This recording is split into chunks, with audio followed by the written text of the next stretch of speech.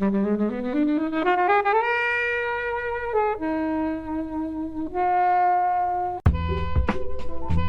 was just absolutely blown away by it. You know, as someone who has always been a fan of superheroes and, you know, strong female characters, you really can't get any better than Shu Lien and Zhang Long in this. Like Zhen, like they're just phenomenal. So yeah, that's I think that's why I just loved it. It's a beautiful, epic, romantic, balletic, like just choreographed beautifully. I think it's really, really a remarkable piece of filmmaking, and it sort of speaks to the best of Ang Lee, who's a filmmaker I absolutely adore. This is one of the greatest films ever made. Hello, film fans. Joining us remotely today, we have Hanna. Hello. Leila. Hi. And as always, Kobe. Hello. And we're here to review Crouching Tiger, Hidden Dragon. Thank you, as always, to the mighty people for the mighty, mighty tunes. And thanks to Ben from Rockwood Audio for his awesome editing skills. Please do remember to write a review and rate us on Apple Podcasts and anywhere you can do where you listen to the podcast, because it really does help us. And you can join in the conversation with us on Twitter At Flixwatcher Pod and on Instagram at Flixwatcher. Hello and welcome to Flixwatcher. Joining us today, we have Hanna and Leila. If you could please say hello to our listeners and tell them a little bit more about who you are and what you do, please. Hi, I'm Leila Latif. I am a writer, film critic, broadcaster. I work with Little White Lies, Curzon, Sight and Sound, Total Film, the AV Club, and I'm often on Radio 4 on the World Service. And pal of Hanna's. Pal of Hanna's. That's a great place to be. Pal, I love that. Yes, this is me, Hanna. the pal she's speaking about. So what do you do, pal of Leila? I love this. It feels a bit like a Superman thing. Pal of Leila. Would watch that. Yes, that'd be great. Okay, let's work it out after this. Okay, so I am Hanna Flint. I'm a film critic, writer, host, podcast host. I do the First Film Club podcast. I do the Fade to Black podcast, which is weekly reviews on Sundays. I'm a host on MTV Movies. And yeah, I kind of do reviews, features and interviews for BBC Culture, Empire Magazine, Guardian, a columnist for Soho House and Big Issue. Awesome. Tell us a bit about the Fade to Black podcast.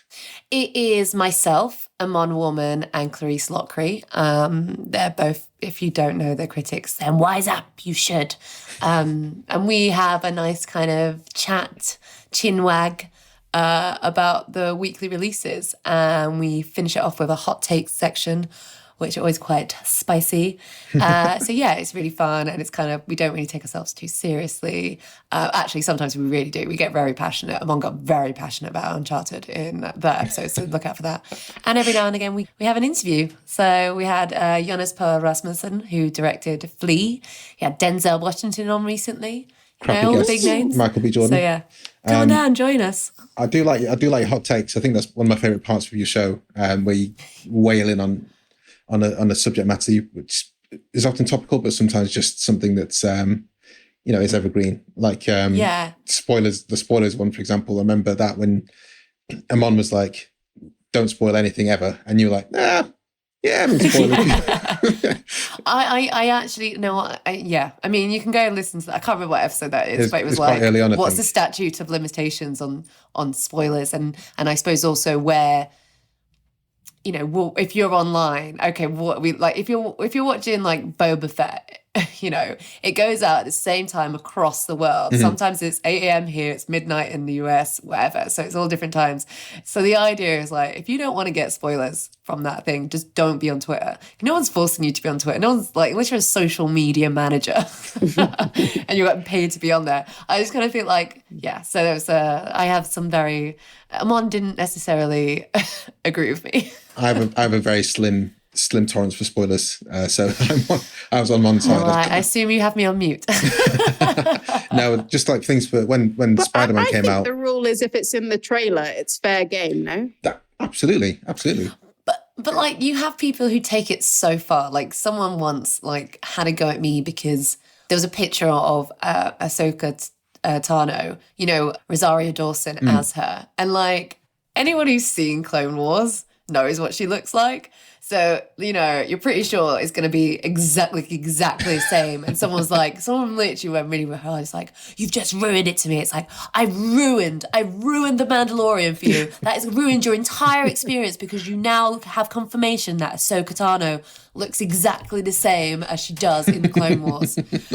You know, just like, that's at point moments where I kind of do really lose my patience and just think, get a life.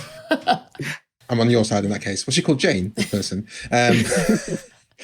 No, we're here talking and spoilering. Crouching Tiger, Hidden Dragon. This came out 20 odd years ago. Was it 20 years ago? 2000. Holy shit. 22 years ago. 22 years ago. So the statute of limitations is well beyond the pale if here. you've not seen it now and and you're listening to this, fault. then absolutely. We'll pause this, go watch it, and then come back. Yeah. Hannah, tell us first of all, why did you choose it and the synopsis in 60 seconds or less? So I chose it because I think when we talk about like breathtaking, slack-jawed, just eyes wide with amazement, cinematic experience, that's how I felt going to see this. I mean, it's 2022, so I'm 33, so I must have saw this as like 11, 12-year-old going in. I was just absolutely blown away by it. I think, you know, as someone who has always been a fan of superheroes and, you know, strong female characters, you really can't get any better than Shu Lien and Zhang Long in this. Like Zhen, like they're just phenomenal. So yeah, that's I think that's why I just loved it. It's a beautiful, epic, romantic, balletic, like just choreographed beautifully. Yeah, it's a whole world that I had not really seen before. So can you tell us the synopsis? The synopsis. So it's based on a Chinese novel of the same name by Wang Dulu. It's set in early 19th century China during the Qing dynasty. And it kind of follows renowned swordsman Li Mu Bai, played by Chow Yun-fat. He decides he wants to give up his legendary green destiny sword. He's kind of wants to get enlightenment, but he kind of realizes actually the reason why he can't get it is because he still loves Michelle Yeoh's Shu Lien. So they're kind of like in this unrequited, well, it is requited, but they're kind of held back by, you know, culture, propriety and all that. But then what happens is that the guy that he gives the sword to, well, someone comes and nicks it. This cheeky little bugger comes in and nicks it. And that basically sets off a kind of chain of events that throws the lives of these warriors, the kind of aristocrats, and some lurking criminals into flux. So yeah, it's got a lot going on. Awesome. Helen, Leila, thoughts on Crouching Tiger, Hidden Dragon? I love Crouching Tiger, Hidden Dragon so much. And I also love that I feel like this is the prototypical Hanna film. Like, this is like all of the stuff that she likes. If you were going to ask me to guess, you know, what she would have chosen. But yeah, I think it's really, really a remarkable piece of filmmaking. And it sort of speaks to the best of Ang Lee, who's a filmmaker I absolutely adore. He's got, you know, it's like all of the best of the unrequited, buttoned up, well, I suppose unrequited isn't the right word, the kind of repressed emotions of like Broadback Mountain or Sense of Sensibility, but then kind of with like, and I suppose it must be going to his, to his childhood, the films that he grew up watching, because this sort of magical realism fight scenes, that was maybe new to Western audiences, but that is not new to the kind of cinema of China. And it's just the most kind of beautiful melding of the two. And I think this is just a really spectacular and really moving film. Helen? Yeah, it's just so beautiful. I think I saw it at the cinema and I hadn't revisited it, and watching it again, I was like, why have I not watched this more times? Because there's just so much beauty in it. And I hadn't really remembered that much of the romance. I was like, this is completely a romance thing. Like, I think before maybe I was just kind of taken away with the martial arts and them flying through the trees, that I just thought it was all about that. But I really enjoyed revisiting it. And it's just really great. And the first fight is like two women having a fight. It's like, yes, this is the women, they're fighting, they're the best. Yes, absolutely. So yeah, it was a real pleasure to come back to this one. Yeah, I think I've only seen it a couple of times. I do have the DVD. And I remember this being, I think the way I heard about it first was, oh my God, guys, this is the foreign language film that might win the Best Picture Oscar. And I was like, why is that a story? can they not win anyway? And I think it was Gladiator that won this year or something like that. I can't remember which one it was. But if it was Gladiator, I'd much prefer it to be this than the Gladiator, even though I do really enjoy Gladiator. Big martial arts guy, generally, myself, and this kind of blew me away. And then you had a few more kind of imports. You had House of Flying Daggers and Hero coming to the UK, being more prominent. And, I was all for that. And then they kind of just stopped, didn't they? Yeah, I think this is fantastic. It's just, I don't know if they stopped. It's interesting. I think maybe it was just that...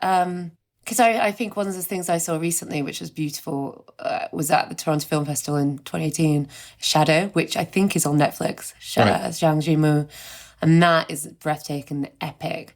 I think and then you had like the Grandmaster with Tony Leung. Like I think they have been there, but I suppose it's that one's in a way I suppose it's the same thing as we talked about with Easy A, specific genres, sensibilities kind of change, and then you end up having certain films that people want to make and are sure of things like, So, I mean, with action films, and if we're talking about action films, now it's more the one begets the other, don't they? So The Matrix begats Romeo Must Die, and they become really popular. And now we're in the kind of John Wick, more kind of realistic phase of fighting and nobody and stuff like that. I mean, these kind of films should certainly still be in circulation because they are amazing, but I can understand why you don't see them as much in the UK at least, or maybe in Western realms. I think they're really hard to do. I think those long take, highly choreographed fight scenes are really, really difficult to pull off. And I really noticed it because I know that the fight choreographer for this was also the fight choreographer for the original Matrix films. But not the most recent one. And I think you really missed it in the most recent one. Like I noticeably saw it that we've actually really regressed with the most recent one, away from this sort of amazing balletic choreography that, and that moment in this film where they say that, fencing is like calligraphy. And you feel that in the film, like this is artistry. Yeah. I hear that I was reading it somewhere that she spent almost as much time doing that calligraphy sequence as she did like learning some of the martial arts moves. It's that kind of intricate nature to. And I think what I love about this film, so Cheng Pei, who plays Jade Fox, she has a storied career as like a fighter. Michelle Yeoh, she's an absolute legend, and what I think why I admire, Zhang, you says she's just, again, amazing kind of, and then she comes out again, like in House of Flying Daggers and several other films come over, you're just like, oh my God, this woman's just phenomenal. But then obviously she can also do drama because she did Memoirs of the Geisha as well. But I think, the work is there. This isn't stunt people. This is them actually doing the action. I think one of the things that, they said was how they use, I suppose there's so much to talk about, like in the sense of just the world. It's a very practical effects. Like when you look at some of the kind of scenes whether it's I don't know, by a waterfall, it's in like a kind of desert. Like you feel that these people are actually there. It looks that way, and so a lot of the CGI stuff was just taking away the wires for the wire food bits. Yeah. But like you see them doing all the moves, and it's just like that is an action hero. That is someone not only but a professional martial artist. That's why it's called an artist. Like, and you just, no shade to kind of our Western, stunt people. I think Sophie Boutella is probably one of the best Western, but she's like French Algerian. I've seen her in Hotel Artemis. She's amazing. But, there's not that expectation on, say,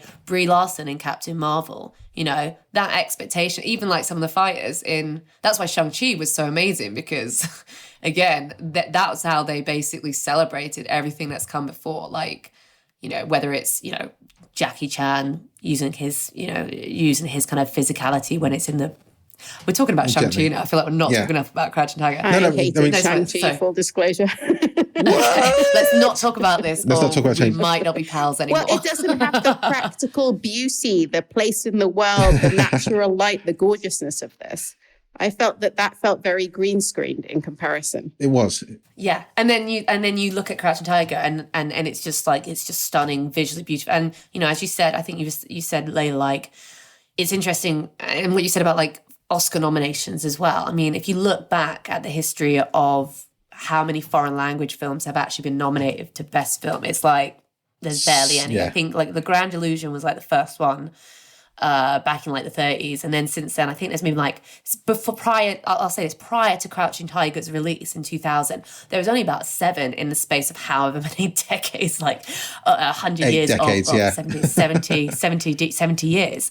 But what was amazing, that this film picked up 10 nominations and it won in exactly places that it definitely should have won, like best cinematography. I mean, talk about some of the fight sequences. The one where she's kind of escaped and she's at a restaurant and she's got about 100 guys. Just the fluidity through which the camera just takes you through like the building. You'll never lose sight. You know exactly you see every single move. Nothing is lost. Like no frame is dropped. Like you see everything that you're supposed to see. And then even, you know, when it's kind of like them flying over the rooftops, it's just, one of those situations where like, do I want to see how the sausage is made? Because it looks so magic, but I could love, in a way, it's like, I'd love to see just how they achieved it because it is like award worthy. It's just so brilliant. The scene when I was watching, a few weeks ago, I watched The Great Muppets Caper and you had all the Muppets. Sorry, I love that we've gone from another classic. But bear with me a second, but you had all the Muppets riding bikes in Battersea Park. And I was just watching thinking, what? How the actual fuckery have you done this? Yeah. And then this is the same thing that came up again when I watched Crouching Tiger, when they're in the bamboo. If you think logistically, how do you get the cameras up there and have these people dancing around in the bamboo and standing on it and poising? And it's them. And it's Chow Yun-fat being serene in the bamboo whilst dangling from wires. Yeah. And just one thing to point, Michelle Yeoh was in her knee was in really bad shape. So there are, particularly the fight with her in the house with Jen. It is someone else doing the wide shots because she just couldn't do a lot of the things, but still she's doing the close up, which is still like way better than most people could do. And it's still, that's one of my favorite fight scenes just generally. I think her chasing though, I think that's the best one, where the original thing where she's chasing them. I mean, just mad. Like she's like, I'm just gonna run up this wall, I'm gonna grab this rock and chuck it, and it's just the editing of that. So you see it like that's again, editing on this was done like just like so precise, and just like you get every snap. Like you think it's in a dagger, and you say go, and you're like, oh my god, did it hit? It's more like dancing than fighting because it's so beautiful to watch, and there are some slightly more violent bits in which I'd completely forgotten, but for most part, it's just beautiful, and the kind of when they're fighting in the trees is just, it's so mad because like how do you fight in trees like that when they're all kind of like bending and moving? It's I will say I think House of Fire and Daggers has the superior fighting trees with the bamboo. That's an amazing fight sequence. But yeah, I felt that they moved a bit like how I fly when I'm in dreams, if that makes sense. It was kind of not it's kind of the weird like floatiness when you're kind of flying in a very strange way in a dream.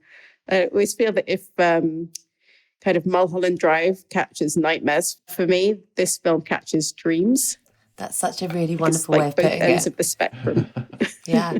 Did you also notice like the absence of sound, like the silence as they moved? And I think that also adds to the dreamlike quality to it, because, you know, if it was John Wick, you'd be hearing every hit or like every step on the rooftops. It'd be like so loud. Whereas that's what you're kind of like, what I'm witnessing. My eyes can't quite comprehend what I'm seeing, because the logic in me was like they would make a sound, but because they're warriors and they're trained in the way of Wudan, like Michelle Yeoh's not trained in Wudan, bloody fucking patriarchy, but like, you know, it's like that. Which isn't it's always the patriarchy. No, it is, and I think that's what's also so.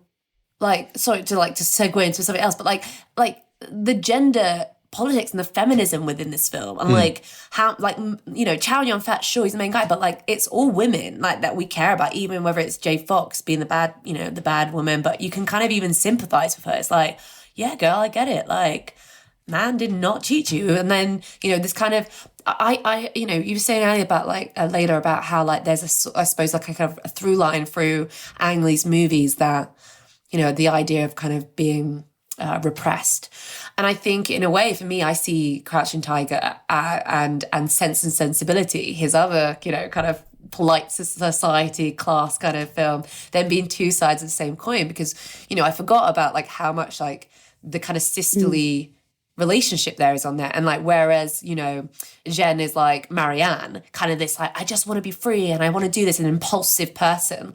And Michelle Yeoh is like, she's more like Eleanor, you know, she loves, I can't remember the character's name, but like she loves like, is it Edward? Is it Edward? It's a Hugh. It'd be Hugh. Yeah, the Hugh Grant. You know, they love each other, but they can't do it in the same way. Like, you know, Li Mu Bai and Shu Lien, they love each other, but they can't. And I think it's so interesting how actually something can be set in like England, like Jane Austen, can have as much in common. I think that just shows what Ang Lee is looking for as a filmmaker as well, to kind of talk about these things that are also universal. I think Ang Lee has, the reason why this film did so well is because it managed to entrance Western audiences, bring them in. I mean, there's a lot of elements to this that probably isn't traditional to wuxia cinema, but actually the kind of, I don't know, the grand scale of it kind of drew people in. And the idea that he's like really showing that the accessibility, like every culture is accessible. I think that's his kind of hallmark as a filmmaker. Like, even within this cast, they're all kind of, they're all of Chinese heritage, but actually they're all multicultural, from Malaysia, from China, Hong Kong, Taiwan. You know, Taiwan. Like, yeah, it's just he's wonderful. I was reading up about it, and apparently it's like the difference between someone from Newcastle speaking to someone from Belfast, speaking to someone from like London, but to our untrained ears, like it's the same. But to like someone from Southeast Asia, they're just like, guys, what's going on here? yeah. I mean, you would know about this, Leila, because I think because you're an Arabic speaker, and like I'm trying to learn Tunisian Arabic, which is slightly different, just dialectical is different. And you know, what would you say that is Egyptian Arabic you kind of learn? You know, Egyptian Arabic is the one that's kind of easiest for people to kind of understand. I speak with a Sudanese Arabic accent, which is quite similar to Iraqi accent, and I think that would be kind of the Geordie Shore in terms of like classiness in terms of the Arabic accent world. Oh no, Sudanese. Oh no. You are pronouncing those Ks very hard. I think I read that actually Michelle Yeoh had to learn her lines phonetically because, which is insane how kind of elegant her performance is. Can you imagine kind of having to like recite a line phonetically and not actually, you know, kind of live it and breathe it with the way that she kind of so seamlessly does. And but I suppose she knows what it means though, doesn't she? She knows, she might not know what the word stands for, but she knows the sentiment. She knows what she's supposed to be saying. So I get what you mean, but I think she probably was able to deliver it. I refuse to not be impressed. You said it with the intro, Hannah, that Chow Yun-fat is falling in love with Michelle Yeoh, and how could you not? Because Michelle Yeoh is, she's the GOAT, really, isn't she? She's absolutely amazing. Every single thing she does, she's like. But it's also not Aaron Sorkin doing the script. Do you know what I mean? Like, what I've noticed a lot about, like, especially kind of East Asian cinema is it's like it's quality, not quantity, when it comes to dialogue. Definitely, and it's kind of like the least needs to be said, and I love that. Because this is like the visual language is telling the story as much as any dialogue could. Well, that's what that calligraphy scene, for example, was when Jen gave herself away, wasn't it? It's like, oh, I know who you are now. I can see you write the same way you wield a sword. Guys, is there anything else we want to say before we head to the scores? Just that I think that maybe Hannah's onto something with this kind of East Asian cinema being so good at longing because of that restraint with the script. Like, there is kind of something like really beautiful in like all of these moments between various characters where so much is being left unsaid, but you still feel it. I love one of my favorite dialogue scenes was the when Jen's in that bar and all those guys are coming up to her saying, I'm Jeff Longsword from Volleyball, and she's like, oh, for fuck's sake, just what do you want? And then they all pile into her. And that kind of setup before the fighting started was actually a really strong piece of comedic writing. And then the whole fight scene afterwards was hilarious when she just dispatches with them like effortlessly, as we talked about that scene before. I think what I like about the film as well is the fact that it's got this sense of humour. There are some kind of like, you've got the kind of like, I don't know, the Joker, I don't know, jester sort of character, the kind of security guard. He's like, I mean, the bit where the kind of the police officer who's come with his daughter to try and get the Jade Fox, and they're all running, and he doesn't realize he's been tied to the back. It's just hilarious. I think it's great. And then also, I think, you know, I love the scenes with Lo and Jem where they're fighting and they're like so tired that she's hit him and she can't physically keep going because they've been rolling on the desert and sand. I think that's what it's got. You know, I think what makes it's a serious film, but it gives you that relief. You know, that light relief. And I think that's what makes these kind of like, especially, I mean, this is a tragic, feels like an epic poem, isn't it? I think it's very, it's very, you know, Chinese. You can feel it in its own, or East Asian, Taiwanese, like you can feel, it feels like these stories are timeless and both ancient, but also really contemporary as well.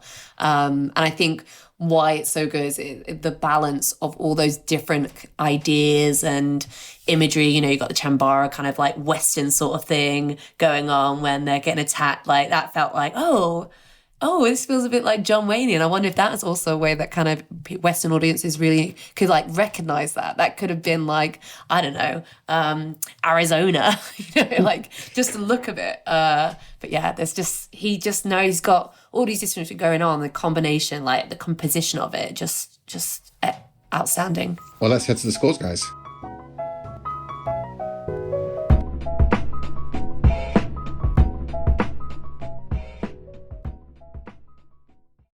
I'm Sam Clements, host of the 90 Minutes or Less Film Festival, another podcast in the Stripped Media family, a podcast that celebrates movies under 90 minutes long. Each episode, I'm joined by a special guest who selects a movie to join our prestigious lineup. Past guests have included fellow Stripped Media family members Martin and Sam from Song by Song, and Kobe from Flixwatcher, and Dave from The Wire Stripped. Search for us now on the app you're currently listening to this podcast, or join us at 90minfilmfest.com.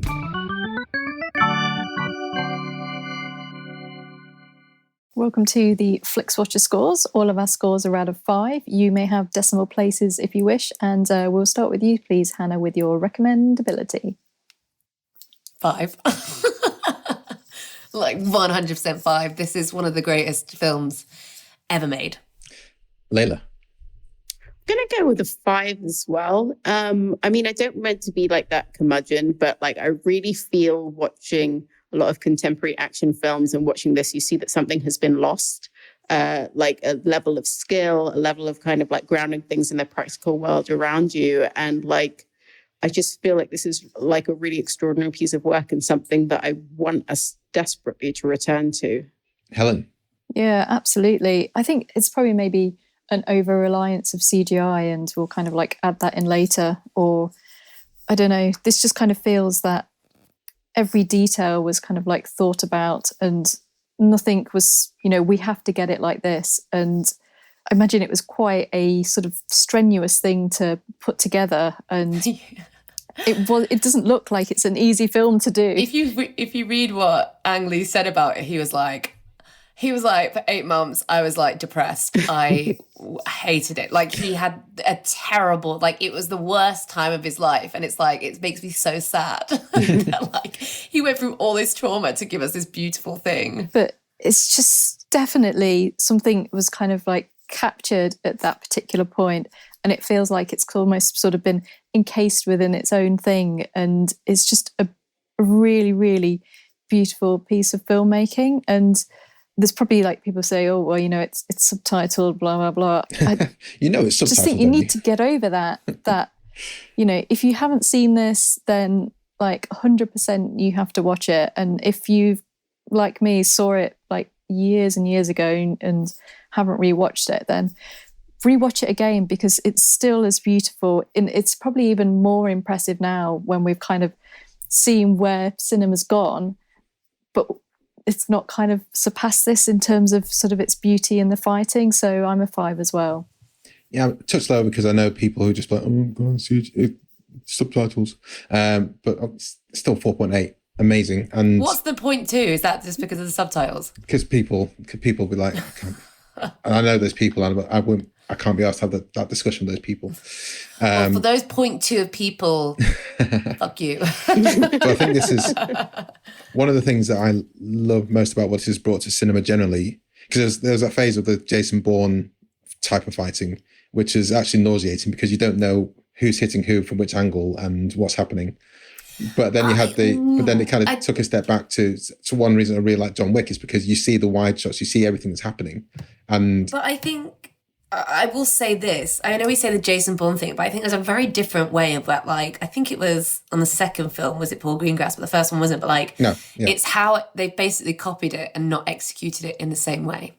Because I get what you're saying. Like Liam Neeson, every single one of his bloody movies, like it's like 11 cuts just to climb over a bloody fence because it's like, do you know what I mean? Like you're not getting that. And I think sometimes that claustrophobic element is actually a really brilliant way of showing a fight scene within an apartment building because you get that. Do you know what I mean? Like the Daredevil, where like they're doing the corridor scene and how it just was a lot off camera.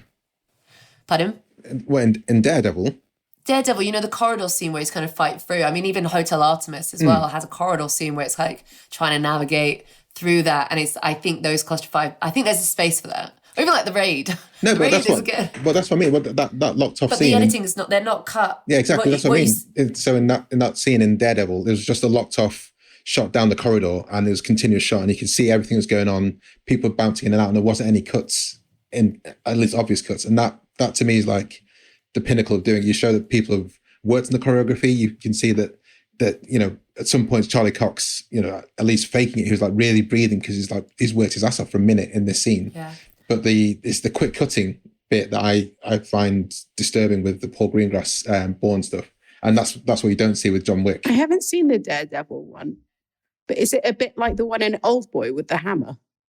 It's looking down the corridor rather than like a cross section of it, but it's still really cool though. It's still I a just really, think really cool I remember maybe that differently. I remember that the style was then copied and repurposed by other filmmakers trying to replicate it. And because their action stars don't have the skill to do it and they don't have it, that created the editing. And then suddenly that became the new style and it gets basically Bourne has been labelled with it, even though actually that was the one that's done really well, whereas they've done a like drugstore version of it. Yeah. But maybe I need to go maybe I just need to go rewatch Bourne. Is it on Netflix? I mean, it's still decent. It's going to be on like ITV like any night. Yeah. I've probably got it. Repeat viewing score. Let's go back to the scores. Hannah, repeat viewing score. You know, I think in a way, like once you have it, I don't think you'd want to watch it immediately after. I think you need to let those things set in. But yes, you can actually, if you repeat, I'd probably say 4.5 repeat viewing. Leila. I'm going to go with maybe about a 4 in terms of repeat viewing. What I've found myself doing over the years is actually just kind of YouTubing clips as they come into like my mind. I'll just want to watch the bamboo bit or the bit in the restaurant or stuff like that. Because just even those moments can kind of like reignite in me like a real like love of cinema rather than sitting down and watching the entire thing. I do think it is wonderful. I'm really glad I had a reason to sit down and focus with it. But yeah, 4. Helen.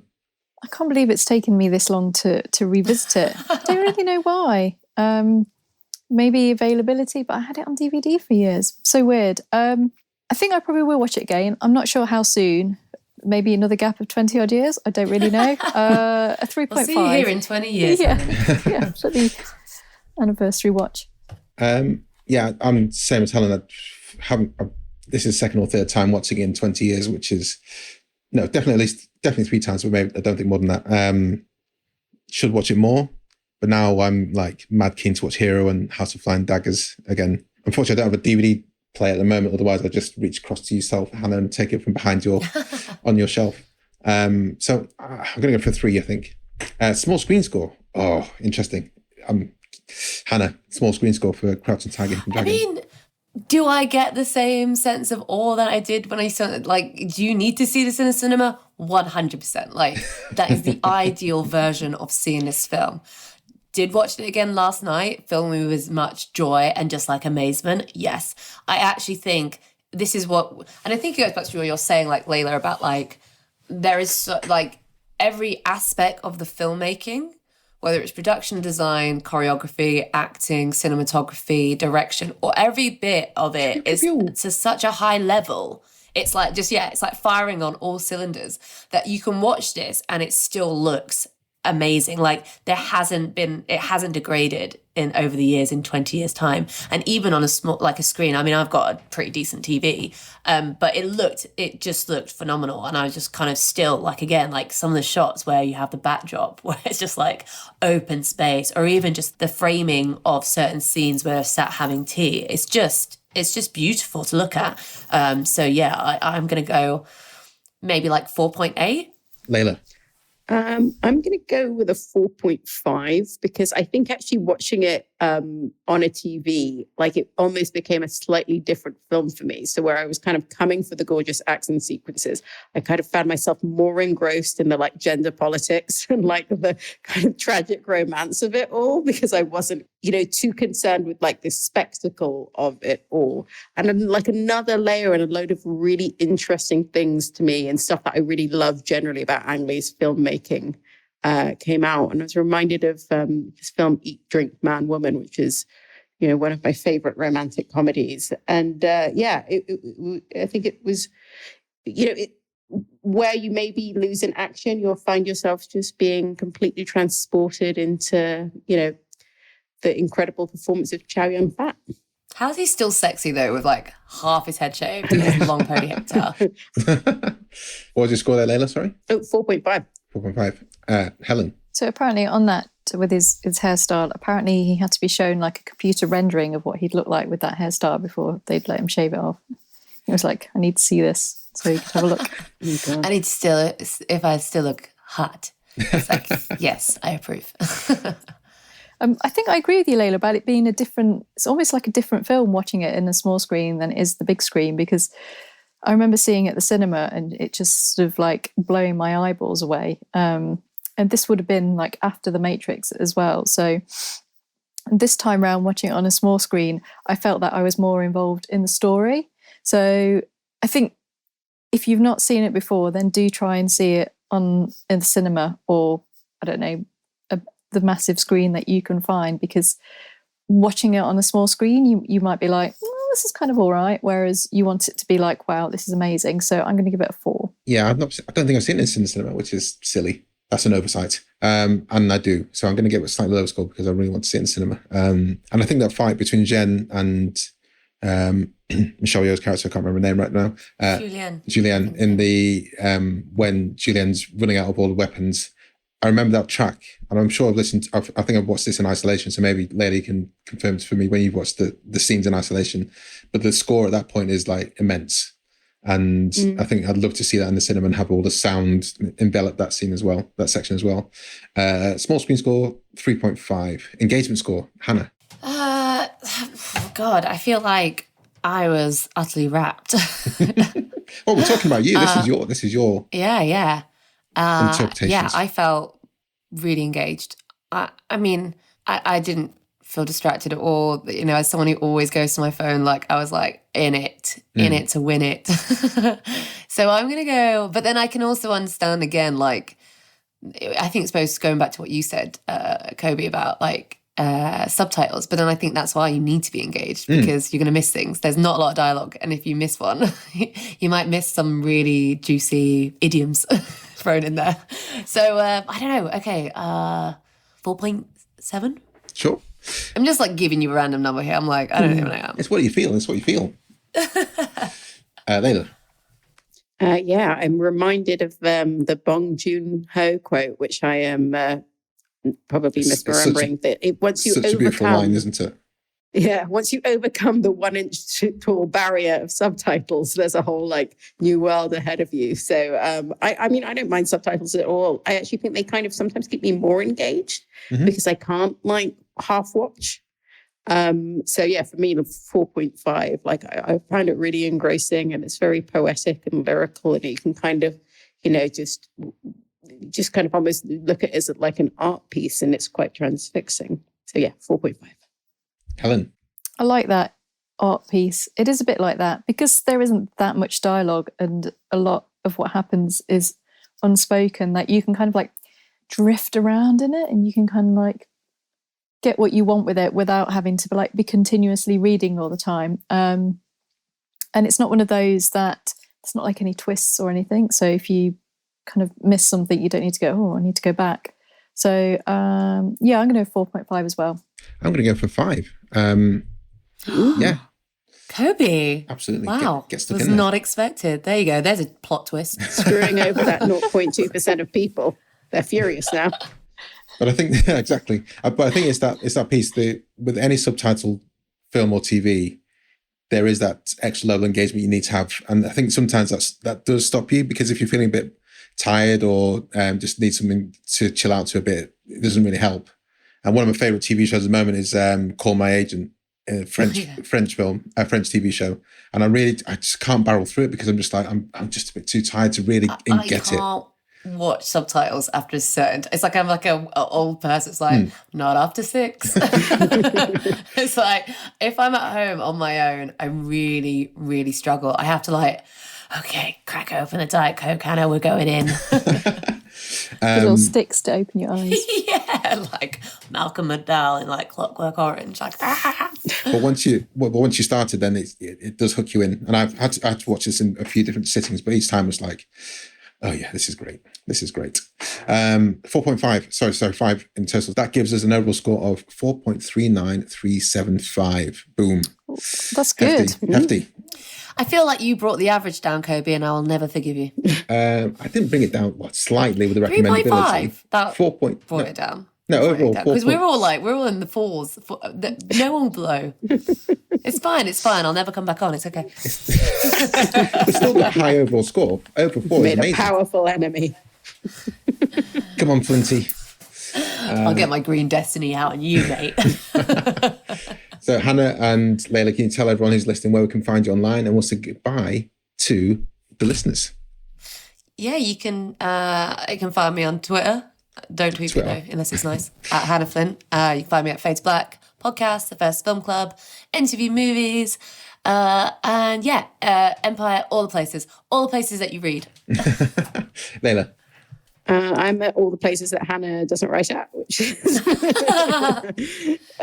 we do overlap a bit. We're both BBC Culture, aren't we? But I'm Total Film, Little White Lies, Sight and Sound, AV Club. I guest host the Little White Lies podcast every now and again, so I pop up there. And Leila _Latif at Twitter, where I post everything that I write. But yes, like Hannah, only tweet me if you're going to be nice, because I am averse to discourse when it comes to film Twitter. Life's too short. Life is way too short for film Twitter discourse. Thank you so much for that. It's been an absolute pleasure to rewatch this. Thanks, everyone. Bye. Enjoyed this episode of Flixwatcher podcast? Why not leave us a 5-star review on iTunes? You can also follow us at FlixWatcherPod on Twitter, and we're at FlixWatcher on Instagram. Thanks as always to the mighty people for their mighty, mighty tunes, and Ben from Rockwood Audio for his awesome editing skills. If you're looking to get your podcast edited as sweet as this, get in touch with Ben, and that's Rockwood, ROKK Wood Audio. Tell them Flixwatcher sent you.